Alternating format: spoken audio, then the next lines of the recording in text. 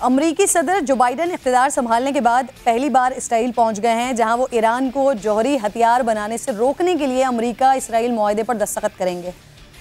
Washington سے اڑان بھرنے سے قبل اسرائیلی ٹی وی کو انٹرویو دیا انہوں نے، اور اس میں بائیڈن کا کہنا تھا کہ جوہری معاہدے سے نکلنا بہت بڑی غلطی تھا۔ ایران جوہری ہتھیار بنانے کے آج اتنا قریب ہے جتنا پہلے کبھی نہیں تھا۔ ساتھ ہی پھر انہوں نے یہ بھی واضح کیا کہ ایران کو ایٹمی طاقت بننے سے روکنے کے لیے طاقت کا استعمال کرنا پڑا تو کریں گے، لیکن یہ آخری حربہ ہوگا۔ اب ناظرین، امریکہ کی خواہش ہے کہ ایران کو واپس معاہدے میں لایا جائے، لیکن اس کا سب سے بڑا مخالف خود اسرائیل ہے۔ امریکی صدر کے خطے سے نکلتے ہی روسی صدر ولادیمیر پوٹن ایران پہنچ رہے ہیں، جہاں وہ شام کے معاملے پر روس، ایران، ترکی مذاکرات میں شرکت کریں گے۔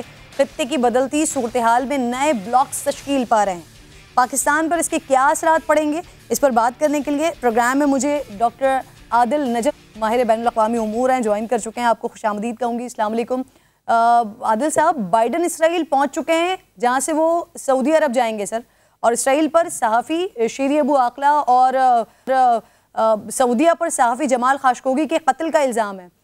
امریکہ اتنی آزادی اظہار کی بات کرتا ہے، کیا یہ سارے اصول دوسروں کے لیے ہیں یا امریکہ کے لیے صرف اپنا مفاد ضروری ہے؟ ہر ملک کے لیے میرے خیال میں اپنا مفاد ضروری ہوتا ہے۔ آزادی کے اظہار کی تو ہم بھی بات کرتے ہیں، ہم بھی سچ بولنے کی، دین کی، اسلام کی بات کرتے ہیں، وہ جمہوریت کی بات کرتے ہیں، روس جو ہے وہ کامنلٹی کی بات کرتا ہے، چین جو ہے وہ ہم آہنگی کی بات کرتا ہے۔ باتیں تو جیسے آپ کرتی ہیں، میں کرتا ہوں، ویسے وہ کرتے ہیں۔ میرے خیال میں یہ اس قسم کی جگت بازی جو ہے کہ جی اتنے بڑے ہیں، ہم نے ان کو پکڑ لیا، اس کا تو کوئی فائدہ نہیں ہے۔ لیکن جو بھی ملک ہوگا، بڑا ملک ہو خصوصاً، لیکن ہر ملک وہ بات جو مرضی کرے وہ سیاسی وجہ سے کرتا ہے۔ اس کے جو اعمال ہوتے ہیں وہ اس کے اپنے مفادات کے لیے ہوتے ہیں، اور یہ بات امریکہ کے لیے بھی سچ ہے، پاکستان کے لیے بھی سچ ہے، بھارت کے لیے بھی سچ ہے، اور اس میں حیران ہونے کی والی کوئی بات ہے نہیں۔ اچھا سر، یہ ایران کو جوہری طاقت بننے سے روکنے کے لیے اسرائیل اور امریکہ کے درمیان معاہدہ ہو رہا ہے، یہ کیسا معاہدہ ہے؟ کیا معاہدہ ہے اس میں جو اتنا پاورفل معاہدہ ہوگا کہ ایران کو روک دے گا جوہری ہتھیار بنانے سے؟ پتہ نہیں روکے گا کہ نہیں، میرے خیال میں نہیں روک سکے گا۔ معاہدے جو ہیں وہ اتنی بڑے فیصلوں کو نہیں روک سکتے۔ وہ ایک انڈیکیشن دیکھتے نا، لیکن نہ وہ نارتھ کوریا کو روک سکا، نہ وہ پاکستان کو روک سکا، نہ وہ امریکہ کو روک سکا، وہ بھی معاہدے ہوئے تھے۔ جو سیاست ہم کھلتی ہوئی دیکھ رہے ہیں وہ یہ ہے کہ جو معاہدہ پہلے ہوا تھا اس کی جو مخالفت تھی وہ یقیناً اسرائیل نے کی، کیونکہ اسرائیل اور ایران کی ایک تاریخی جو کشیدگی ہے کہ ایک طرح سے کیونکہ ایران جو ہے وہ فور فرنٹ پہ ہے، اس لیے اسرائیل بھی فور فرنٹ پہ آتا ہے۔ اور یہی ہم دیکھ رہے ہیں سعودی عربیہ سے۔ اگر آپ دیکھیں کہ ایران کی جوہری پروگرام کا سب سے بڑا مخالف کون ہے خطے میں، تو وہ ہے سعودی عربیہ اور دوسرا اسرائیل۔ اور اسی لیے اہم یہ ہے کہ اسرائیل کے فوراً بعد جو ہیں وہ جائیں گے سعودی عربیہ۔ سعودی عربیہ میں ان کی ملاقات مشکل ہوگی، جیسے اسرائیل میں بھی مشکل ہے۔ وہاں مشکل اس لیے بھی ہوگی کہ ایک طرف خوشگوئی والی بات ہوگی، دوسری طرف ایران والی بات ہوگی۔ ایران پہ اسرائیل اور سعودی عربیہ کا جو موقف ہے وہ بالکل ایک ہے، اور پچھلے کئی سالوں سے ایک رہا ہے۔ جب پہلے معاہدہ ہو رہا تھا تب بھی ایک تھا۔ صحیح۔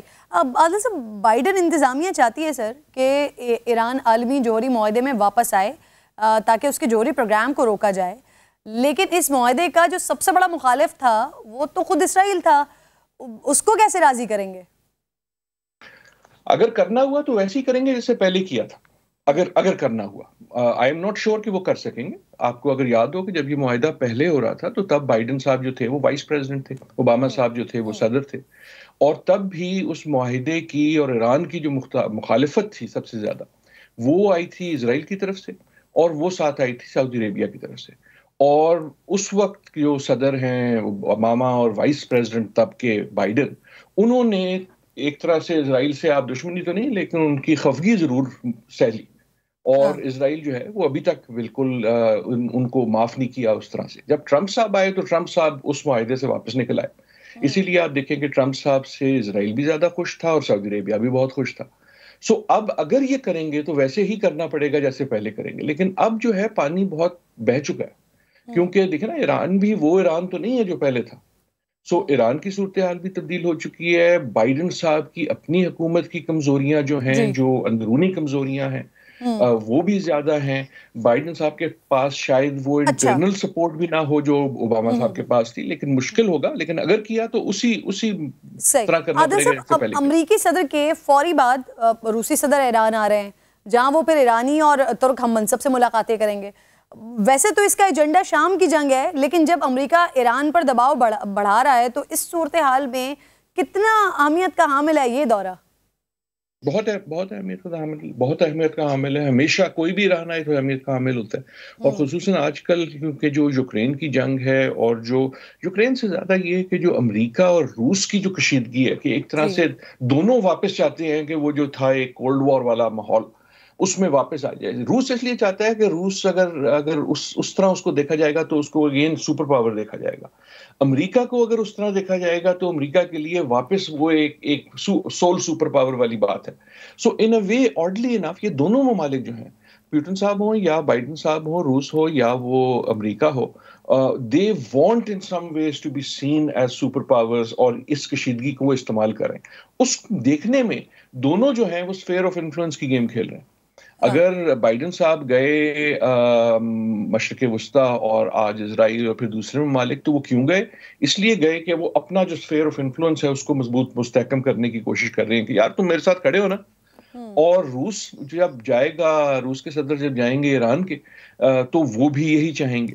تو عالمی سیاست کی جو آپ سمجھیں کہ جو ایک چیس بورڈ ہے, اس پہ یہ دونوں بڑی طاقتیں جو ہیں وہ اپنی طرف سے موروں کو مستحکم کرنی ہے, ایران کے ساتھ روس اور اسرائیل یا سعودی عربیہ کے ساتھ امریکہ, کہ میرے ساتھ کھڑے رہنا.